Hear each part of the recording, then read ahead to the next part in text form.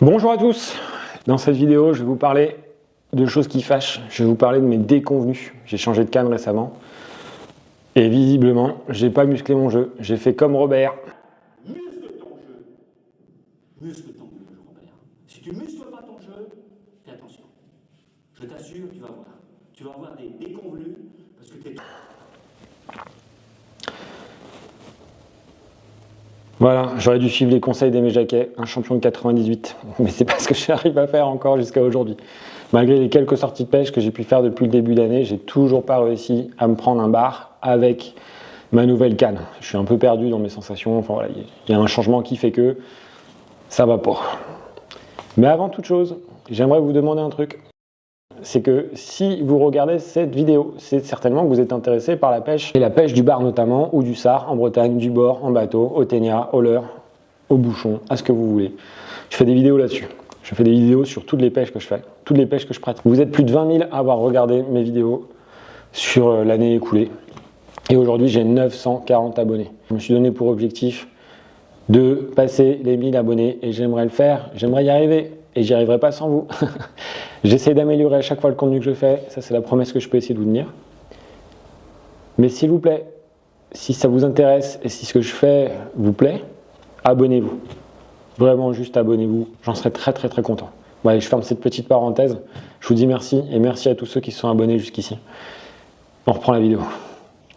Donc voilà, je viens de changer de canne. J'avais une ancienne canne, ça faisait 10 ans que je l'ai. Ça fait 10 ans que j'ai cette canne, je l'ai toujours, je l'ai gardée. Elle servira certainement pour mon neveu ou ma nièce, on verra.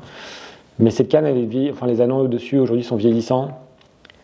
Et c'est une canne avec laquelle j'ai appris à pêcher, c'était ma première canne, même ma canne du bord. C'est une 2,25 m avec une action, ce qu'on appelle mid-fast, donc plutôt pêche à la volée, mais qui avait une bonne sensibilité aussi pour gratter, c'était pas inintéressant. Là, elle était en 2,25, donc j'ai voulu changer de canne aussi du bord. Dernièrement, je suis passé sur une 2,70 parce que dans certaines conditions, c'était un peu compliqué en 2,25 m. Et je suis passé, et cette canne, en fait, je m'en suis servi plutôt sur mes pêches en bateau. Et il se trouve que l'été dernier, j'étais avec un ami, je suis parti pêcher en bateau avec lui, et il m'a dépanné, enfin il m'a prêté à un moment donné une canne monobrin, très connue, enfin c'est un modèle qui a une très bonne réputation. Et vraiment, j'ai vu la différence entre une canne haut de gamme, donc qui plus est monobrin, donc avec tous les avantages du monobrin, en action de pêche en tout cas, parce que le monobrin a des inconvénients quand vous trimballez en voiture et ce que vous voulez, mais là en tout cas en action de pêche c'était vraiment très plaisant. Et c'est une superbe canne, enfin voilà, il n'y a pas de sujet, vous avez un retour de caudale quand vous pêchez au leurre souple qui est juste incroyable, n'importe quelle touche vous la sentez, enfin, c'est vraiment autre chose. Et je me suis dit, vu que je vais changer de canne, ma canne arrive en fin de vie, j'ai pas envie de, les anneaux de ma canne arrivent en fin de vie. Est-ce que je les change, est-ce que je les change pas, je sais pas si le blanc qui va péter bientôt ou pas, dans quel état il est, enfin voilà. Et donc je me suis dit, je vais changer de canne. Alors j'ai fait un benchmark, hein, je vous mets les différentes cannes que j'avais sélectionnées et j'ai demandé à des gens autour de moi et puis dans un groupe Facebook aussi. Merci à tous ceux qui avaient répondu et notamment merci à Fred qui est un professionnel du secteur et qui m'a dit ok, moi je te conseille ce modèle-là pour ce que tu fais et là où tu pêches. Donc dans le groupe Facebook déjà, j'avais pas demandé un groupe Facebook général, j'avais demandé un groupe Facebook de pêche en Bretagne, là où je pêche, parce que je pense pas que des Méditerranéens auraient pu me conseiller ou des gens des Aquitains, des Normands, je pense que ça aurait pu être possible vu qu'on est dans des conditions qui sont relativement similaires. Mais pour le coup, enfin voilà, moi je préfère poser des questions à ceux qui pêchent là où je pêche. J'avais pas eu beaucoup de retours non plus, mais en tout cas après coup, j'en avais reparlé avec d'autres professionnels autour de moi et tous m'ont dit t'as fait un bon choix. C'est vraiment une bonne canne, notamment comparé aux autres trucs que j'avais choisis. Donc je suis assez content. Globalement, je suis assez content de ma canne, mais j'ai du mal à m'y faire. Je suis encore un peu perdu dans mes réflexes, dans tout ce que j'avais pu apprendre avec mon ancienne canne. Vraiment, je suis pas convaincu par le fait que vous pêcherez mieux parce que vous avez une canne plus chère. Enfin, du rapport quantité de pêche au prix, c'est plutôt il faut avoir une canne qui soit adaptée à son niveau. Moi, j'avais une canne de débutant au début parce que j'étais débutant. Aujourd'hui, je pêche un petit peu plus, j'ai besoin de m'adapter. Et j'avais envie de retrouver des sensations que j'avais pas et qui m'avaient plu en fait avec une canne un peu plus haut de gamme. Donc, je suis parti là-dessus. J'étais content parce que c'était pas la plus onéreuse du lot. Et donc voilà. Et toujours est-il que je fais une première sortie en début d'année, autant vous dire qu'elle commence très mal. Premier lancer qu'on fait, je suis en train de préparer ma canne et paf, mon pote m'envoie une TP de 30 grammes en plein nez. Et là je me dis, ah, quand même, j'ai eu du bol, ça va pas me prendre un hameçon dans le mois, je sais pas me faire péter le nez par un plomb de 30 grammes lancé pleine balle. Hein. Et donc là-dessus, la session se poursuit. grosse déconvenue, première déconvenue, quand vous pêchez en bateau, il y a une règle, alignez votre matos sur le capitaine. Et là, j'étais passé la veille voir mon pote, je lui dis, pour demain, tu me conseilles de prendre quoi en tête plombée? Il me dit, ouais, prends 30 grammes maximum. Le mec, on fait le premier lancer, premier lancer, 30 grammes, on est à 30 grammes là sur une dérive. Et il voit que c'est pas suffisant, quoi. Donc lui, il te sort du 50 grammes et moi, je l'ai dans le baba, ma cache bolo, coucou belle, enfin, tout ce que tu veux. Je suis foutu, quoi. Donc on refait une dérive sur un autre spot juste après. Moi, je lance. Là, je vois bien que mon leurre, toujours pas bon, hein, 30 grammes, pas suffisant. Lui, il est un peu plus plombé, pam, il en sort un de 60. Donc voilà, je suis un peu dégoûté. Moi, je laisse mon leurre au fond parce qu'en fait, quand votre bannière n'est pas suffisamment tendue, vous perdez le contact avec votre leurre. Vous savez pas exactement ce qu'il est en train de faire. Et c'est la meilleure façon de s'accrocher, quoi. Voilà. Donc une fois que vous êtes accroché, vous êtes accroché, et puis c'est terminé. Donc la session se termine plutôt bien, puisque mon pote a pêché son bar de 60 cm, on est content. Et donc on reprend, je refais une autre sortie après avec un autre pote, je vais en faire 2-3 autres qui vont plus ou moins se passer de la même manière, c'est que je suis un peu fatigué, je suis pas dedans. On a aligné là ce coup-ci en termes de matos, donc j'ai pas trop le sujet. Et là où lui il va réussir à faire des poissons, moi je vais pas y arriver. On est une fois notamment, on est dans un courant où lui va réussir à sortir un bar de 60 et moi je vais juste pas y arriver. Oui. Non, c'est pas une vieille ça. Allez Sandro. Ouais, je l'ai. T'inquiète pas, hein, je vais être dessus. Ne t'inquiète pas. Il arrive, hein. Tu verras. Ouais. Je te vois pas, tu le vois là? Non, pas encore, mais... Oh mec. Il est magnifique. Vas-y. Oui, il s'est pas battu de ouf. Oui, c'est de ce... Alors, c'est la taille magnifique, la taille parfaite. c'est pas un petit 60 ça? On va voir ça. Ah, T'as vu comme il est noir? Ah, il est beau, hein. Pas dans le goémon, hein. On revient sur ce spot. Là, je suis en pleine forme, je suis concentré, je suis focus sur ce que je suis en train de faire. Je lance mon slug dans le jus. J'ai déjà fait un tuto sur cette pêche-là, donc si jamais vous voulez regarder, que ça soit du bord ou en bateau, je vous mets le lien de la vidéo ici dans le petit coin. Et donc on fait cette dérive, et là, paf, je prends ma cartouche, sauf que j'avais bien senti un truc au moment de mon lancer. J'ai une perruque sur mon truc. Putain. Allez.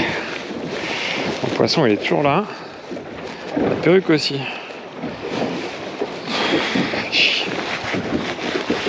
Improbable, hein. Oh merde. Putain. Ah, je suis dégoûté. Alors voilà, je ne pouvais pas conclure cette vidéo sans en arriver à une conclusion, ne serait-ce qu'en termes de méthodologie, ou avec une conclusion relativement positive. On est quelques semaines plus tard, vous voyez, j'ai fait tomber la chemise, je suis en t-shirt. Et il se trouve que le week-end dernier, je suis sorti, j'ai bien réfléchi à tout ce que j'avais mal fait, j'ai bien réfléchi à ce que je faisais de bien avant, et j'en suis arrivé à la conclusion suivante. Certes, il y avait la fatigue, le fait de ne pas être focus, ce que vous voulez, mais surtout d'aller rechercher des sensations que je ne pouvais pas avoir avec ma nouvelle canne. Je m'explique. En fait, mon ancienne canne, celle avec laquelle j'ai vraiment appris à pêcher, le blanc, elle va avoir une action, ce qu'on appelle moderate fast, plutôt adaptée à des pêches à la volée. Même si celle-ci était assez sensible et plutôt sympa même sur des pêches à gratter. Mais là, en pleine mer, comme ça, ce qui faisait que dès que vous donniez un coup de sillon, le sillon allait quand même prendre et plier, avoir pas la même action en fait sur votre leurre. C'est beaucoup plus souple. Vous donnez des coups de sillon assez vifs. Voilà. Là où ma nouvelle canne en fait ne va pas du tout avoir cette action de pêche là. Elle est plus fast, donc elle est plus de pointe. Et quand je donne des coups de sillon, la canne certes plie un petit peu, mais ne va pas absorber en fait le coup de la même manière. Donc ce que je me suis dit, c'est ok, on va continuer de pêcher au slug. Je ne sors pas de shad sur cette dernière session. Premier lancer que je fais, je suis au Crazy Sand Hill, je lance. Et en fait, je vais lancer juste à côté de cailloux. je sens que il y a quelque chose qui accroche. J'ai peur que c'est le caillou, du coup, j'en vois pas de ferrage de suite, surtout qu'on a du jus et qu'on décale pas mal quand même. Et en fait, non, c'est un poisson. Du coup, je sens les 2 petits coups de tête. Là, j'envoie pour ferrer et je décroche. Première frustration. En plus, je pourris le spot parce que c'était le premier lancer qu'on faisait. Et on ne fera plus rien derrière. Donc voilà, j'ai plus ou moins pourri le spot à ce moment-là. Pas de bol. Et puis, on va repartir dans une autre passe. Et là, je vais avoir un petit peu plus large. Je vais vraiment viser, en fait... l'arrière d'une tête de roche. En fait, il y a une tête de roche qui est un peu plus importante, un peu plus massive. Et nous, on va venir dériver, le bateau va venir dériver derrière cette tête de roche en bordure du courant. Cette bordure de courant-là, en fait, elle est intéressante à pêcher parce que c'est là où le courant est fort et draine, en fait, de la nourriture. Et là où le sard va avoir le moins d'effort possible pour se maintenir, en fait, tête dans le courant. Le bar, pardon. Et donc, on est là, et là, je vais avoir une action, en fait... Plutôt que d'envoyer des traînées là, comme ça, enfin des coups dans le sillon assez fort, je vais y aller doucement, juste tout doucement. Alors si je sens que j'accroche le fond, je remets un petit coup un petit peu plus rapide histoire de faire redécoller le leurre, mais globalement je vais rester comme ça et surtout je garde le contact. Bannière tendue, hyper important. C'est comme ça que vous perdez vos leurres. Si votre bannière commence à prendre du mou, c'est fini. Vous allez accrocher, vous n'êtes pas au contact avec le fond, vous ne savez pas ce que votre leurre est en train de faire. C'est la meilleure façon que vous aurez de l'accrocher et de le laisser au fond. Et donc là, je suis tranquillou, et d'un coup... Ça y est, est-ce que je l'ai dépucelé? Ça n'a pas l'air... Ça n'a pas l'air... Soit ça se laisse porter par le jus. Ah, putain! Oh! Hop là! Ah! Le bar volant! Le bar volant! Allez! Premier petit... Ouais, mais t'as raison.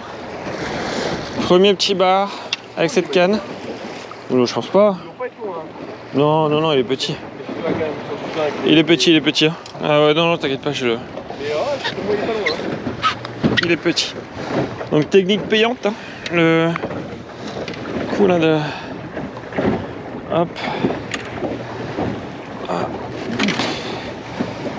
Putain, premier bar que je fais avec cette canne. De Dieu.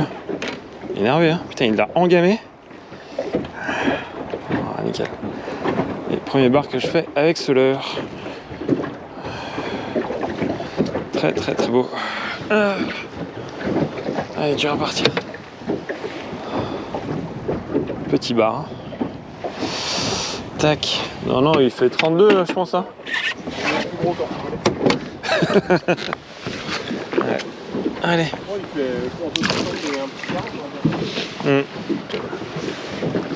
Donc tu vois, TP 20 grammes dans la... à l'essai là, comme ça. Hein. Ouais. Et voilà, miracle. J'ai enfin pris mon premier bar avec cette canne, enfin sorti mon premier bar de l'eau avec cette canne parce que je pense que j'en ai pris d'autres, mais que malheureusement, soit j'ai eu de la casse, des décrochés, ce que vous voulez, mais dans tous les cas, j'ai réussi à déclencher une attaque et j'ai réussi à remonter et sortir ce premier bar de l'eau. Donc je suis super content.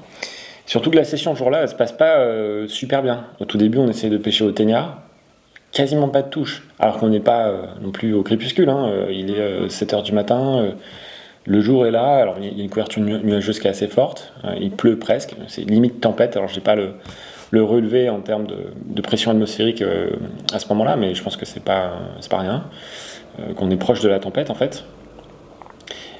Et on fait rien en fait au ténia, on fait pas quasiment que dalle. Moi je sors un taco, une vieille, Sandro va faire pareil, enfin voilà. Et donc c'est pas simple quand on décide de passer au leurre. En plus j'arrive, premier lancé, je pourris tout. Voilà. Et puis je finirai la session en pétant en fait mon bas de ligne au niveau du UFG, ce qui va me... Je suis en mer, il y a un petit peu de vent, du coup je vais partir sur un Allbright que je vais faire un peu à l'arrache, je suis dans l'euphorie, j'ai fait mon premier bar, je m'en fous, je vais y aller YOLO. On va sur une autre passe, pareil, même technique, je lance juste en amont d'une pierre, en aval du coup, donc, pardon, enfin en amont du courant, ouais, enfin bref, vous m'aurez compris. L'idée c'est de venir, s'il y a un poisson qui est caché derrière ce caillou là, donc à la tête dans le jus, l'idée c'est de lui faire passer votre leurre devant, donc voilà. Et là, bim, gros coup de tête. et j'ai le nœud qui pète, enfin le nœud qui se défait, c'est un all break qui était mal fait. Donc voilà. Je pense, essayer d'apprendre d'autres nœuds. J'en parlais avec un collègue. Lui me conseillait un autre nœud en fait parce qu'il est en kayak et il me disait quand je suis en kayak c'est un peu plus chiant à faire. Il fait tel nœud, je sais même pas c'est quoi le nom de ce nœud. Un pro m'avait aussi conseillé le nœud PEC 7, enfin un vendeur en magasin, nœud PEC 7 que je n'ai pas encore appris et qu'il faudrait que j'apprenne. Mais voilà, je suis hyper content. Même si le bar était petit, j'ai débloqué la session, enfin j'ai débloqué mon compteur pour cette année avec cette canne, ma nouvelle canne.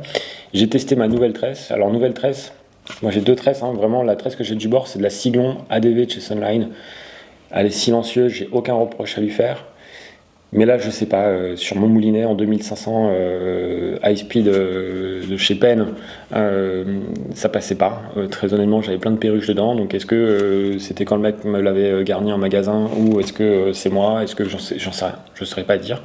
Est-ce que c'était cette tresse là en particulier, enfin ce tirage là en particulier qui était mal fait et j'ai pas eu de bol, je suis tombé sur un mauvais lot, j'en sais rien, mais ça n'arrêtait pas de perrucher, j'avais des bois chattes de partout là.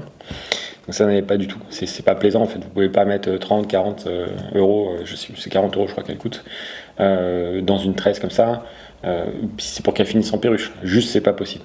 Et donc j'ai fait le choix de partir sur une autre tresse, je suis parti sur de la Varivas, c'est la première fois que je teste cette marque là, ce que je disais en début de vidéo, je sais que j'en ai testé pas mal, j'ai testé la YGK au tout début, clairement je la rachèterai jamais, pas parce qu'elle est... Parce qu'en fait ça vaut pas le coup de mettre le double alors que déjà à moitié moins vous avez des très très bonnes tresses. C'est pas la plus silencieuse, enfin voilà. Et là donc j'ai décidé de partir sur de la Varivas.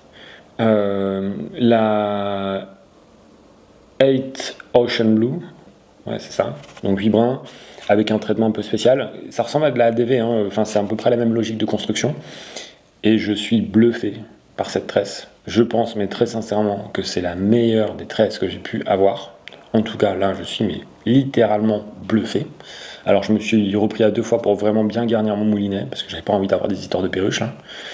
Je suis parti sur du PE 08 et pas du PE 1. C'est des vrais PE. En fait, quand vous êtes sur ce genre de marque aussi, il y a une différence, c'est que là, vous êtes vraiment... Les valeurs qui vous sont données sont relativement vraies. On va dire ça. Quand vous êtes sur des marques un peu moins chères, là, quand vous payez de la tresse à 20, voilà, 30 balles, 30 euros, donc certes, c'est pas cher, mais vous n'êtes pas sur la même qualité de construction et compagnie. Il y a une très bonne chaîne YouTube, alors là je ne saurais pas vous la rappeler, mais donc elle est en anglais, mais le mec teste toutes les tresses du marché au microscope et compagnie, et vous voyez vraiment la différence, c'est très très impressionnant. Et donc cette Varivas là, vraiment je vous la conseillerais les yeux fermés. Alors moi je ne l'ai pas payé le prix public indiqué, je l'ai chopé en solde à 36 euros, mais je crois qu'elle est aux alentours de 50 euros. Très honnêtement, si vous pouvez l'avoir en solde, profitez-en, allez-y. Enfin, moi, j'irai les yeux fermés. Je ne suis pas payé par Varivas pour vous dire ça, je vous dis tout de suite. Mais clairement, c'est la meilleure tresse que j'ai jamais testée. En 0,8, là, vraiment, je suis bluffé. Sur du 8 brins, je parle, ok ? Voilà. Donc, mon conseil, enfin, ce que j'avais à retenir ici, c'était il faut être à l'écoute, en fait, de cette canne. Il faut vraiment... Quand vous changez de canne, il faut vraiment que vous mesuriez la différence entre les deux comportements un petit peu différents, et que vous réussissiez à réadapter votre pêche. Les focus, ça m'a vraiment permis de le faire. Donc ça peut être très frustrant, c'est la frustration qu'on emmagasine au fur et à mesure. Donc voilà, c'est pas bon, il faut savoir couper à un moment donné, prendre du recul, et se dire, ok, qu'est-ce que j'ai fait mal, pourquoi ça va pas, pourquoi avant ça marchait, pourquoi maintenant ça marche pas, et vraiment se poser les bonnes questions. Comme disait Aimé Jacquet, hein, mettez-vous dans vos meilleures dispositions, et venez pas m'emmerder. Voilà, je vous souhaite une très bonne pêche à tous. Merci encore si vous êtes abonné à cette chaîne. N'hésitez pas à vous abonner, j'ai fait un petit point dans l'intro de la vidéo parce que vraiment ça me ferait très plaisir de passer les 1000 abonnés. Allez, très bonne pêche à tous et j'espère que mes conseils vous sont utiles. Désespérez pas si vous galérez un petit peu. À bientôt.